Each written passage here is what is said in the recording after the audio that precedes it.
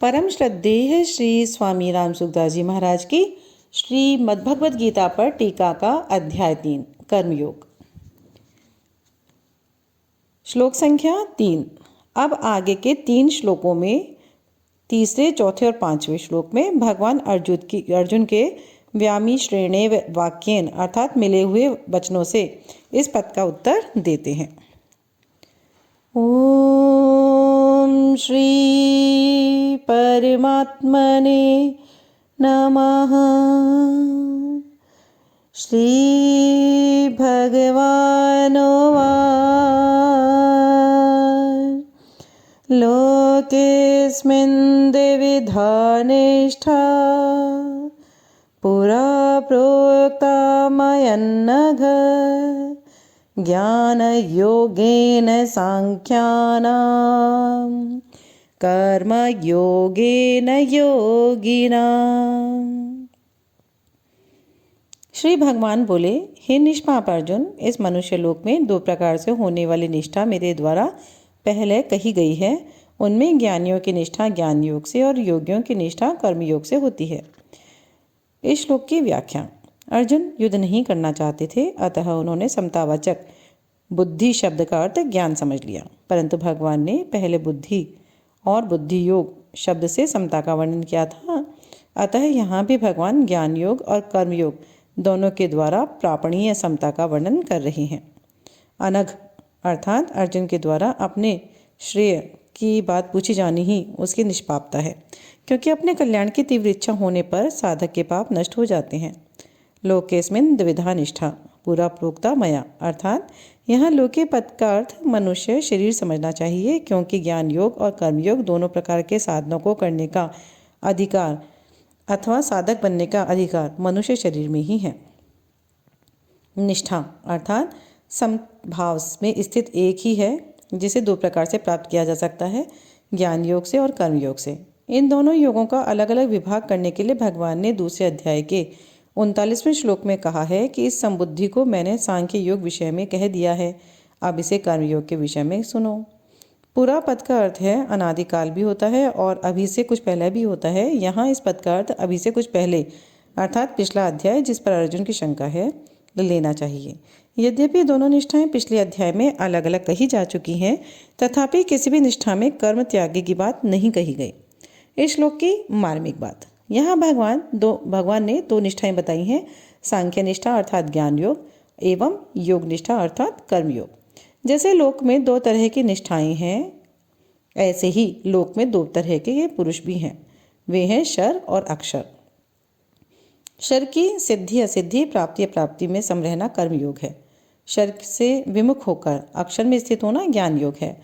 परंतु शर और अक्षर दोनों से उत्तम पुरुष तो अन्य ही है, जो परमात्मा नाम से कहा जाता है। वह परमात्मा शर से तो अतीत है और अक्षर से उत्तम है, अतः शास्त्र और वेद में वह पुरुषोत्तम नाम से प्रसिद्ध है। 15वें अध्याय का ये 18वां श्लोक है। ऐसे परमात्मा के सर्वथा सर्वभाव से शरण हो जाना भगवान निष्ठा है अर्थात भक्ति योग है। इसलिए शर की प्रधानता कर्म योग, अक्षर की प्रधानता से ज्ञान योग और परमात्मा की प्रधानता से भक्ति योग चलता है।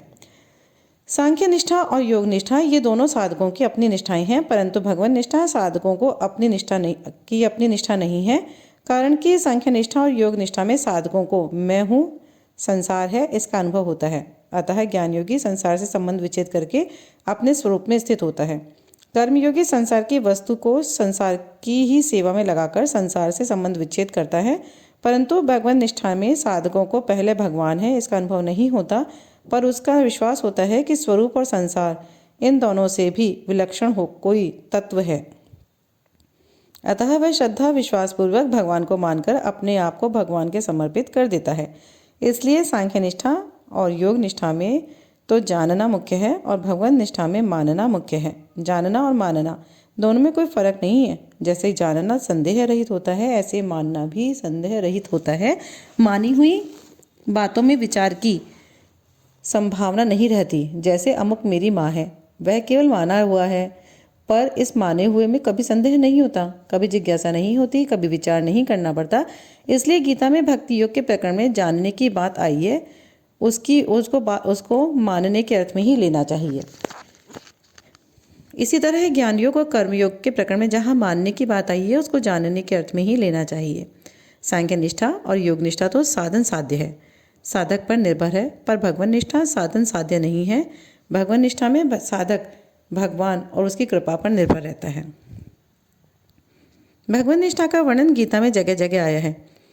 इसी अध्याय में पहले 2 निष्ठाओं का वर्णन करके फिर तीसरे श्लोक में मयि सर्वाणि कर्मणि संन्यस्य पदों से भक्ति का वर्णन किया गया है। 5वें अध्याय में भी 2 निष्ठाओं का वर्णन करके 10वें श्लोक में ब्रह्मण्याधाय कर्माणि और अंत में भोक्ताराम यज्ञ तपसाम आदि पदों से भक्ति का वर्णन किया गया है, इत्यादि इत्यादि। ज्ञान योगेन सांख्यानाम अर्थात प्रकृति से उत्पन्न संपूर्ण गुण ही गुणों में बरत रहे हैं। संपूर्ण क्रियाएं गुणों में इंद्रियों में ही हो रही हैं और मेरा इनसे कुछ भी संबंध नहीं है, ऐसा समझकर समस्त क्रियाओं में कर्तापन के अभिमान का सर्वथा त्याग कर देना ज्ञान योग है। यह गीता का बहुत ही मुख्य ज्ञान है।